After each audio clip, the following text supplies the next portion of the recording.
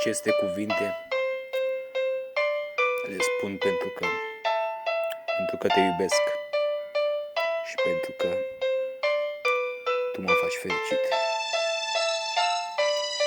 Pentru că tu îmi dai speranță în momentele alea în care nu mai am niciun chef de viață, de nimic și n-aș vrea să mai trăiesc.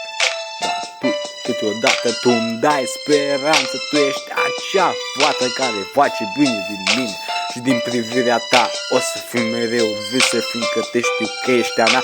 N-am cum să pierd și n-am cum să fiu vreodată, doar admirația ta mă face trist. Câteodată da, jur că fără tine sau fără chipul tău aș pierde multe. Tu mă faci zău, fără tine jur iubire că aș pleca fără tine. Dacă tu n-ai fi în viața mea, oricât de tristă poate fi, oricât de mare e, fără tine și fără iubirea ta nu pot să sper. Atâta timp cât încă mai este credință, atâta timp cât încă mai există, mai sunt o ființă, atâta timp cât te iubesc pe tine n-o să pierd.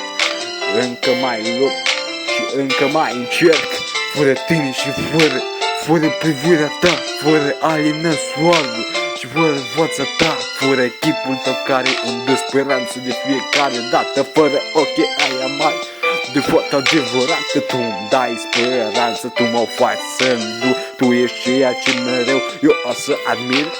Nu pot să mă faci mai trist de când nu te-am mai iubit. Eu nu pot să nu te iubesc, eu nu pot să fiu ceea ce tu nu existi, eu nu pot să cred că e prea puțin.